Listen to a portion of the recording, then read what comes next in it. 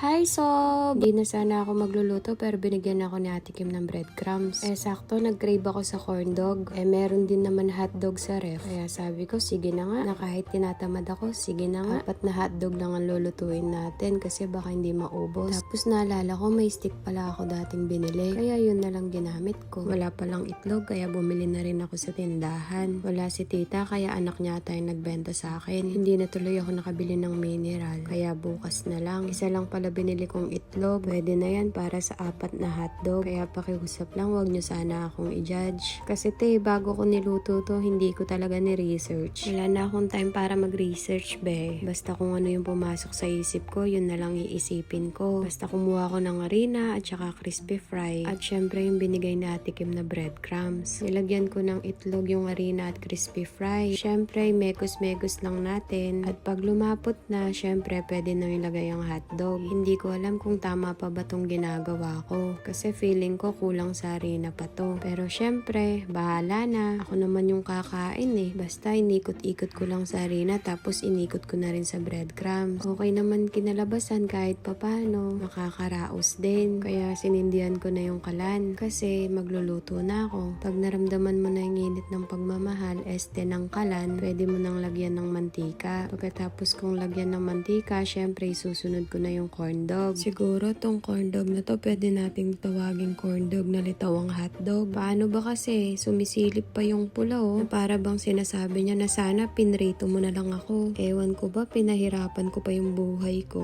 Okay na yan, at least nag-effort naman, di ba? Pag nakita nyo na medyo brownish na siya, okay na yan dahil gutom na ako. Naalala ko tuloy nung trending pa ang corn dog. Ayokong bumili kasi medyo mahal. Sabi ko lagi, bibili na lang ako sa Mang Jaa. Kasi magkano lang yung lychee drinks nila, tsaka ka na lang bumili ng siomay. At least may drinks na ako at pagkain. Okay, back to game tayo. Tikman na natin. Unang kagat, hotdog lahat. At least, hindi unang kagat, tinapay lahat. Pagtikim ko, pwede nang tiyagain. Huwag nyo nang gayahin. Pero okay naman ang lasa. Lasang crispy fry. Alam nyo yung sa tusok-tusok, yung binibenta nilang hotdog na tagpiso, nakabalot sa harina. Ganun ang lasa niya. Masarap sana to kung may mayonnaise. Pero syempre, hindi na ako bumili. Tinamad na akong lumabas kasi medyo malamig na rin. Ang lamig kaya sa Pampanga ngayon, di ba? Ramdam na ramdam mo na yung puso mong nanlalamig. Joke lang. Okay lang yan, may kumot naman. At syempre, dito ko na tinatapos ang vlog. Sana kahit papano may natutunan kayo. Sana nag-enjoy kayo. Kung hindi, bahala kayo. Bye!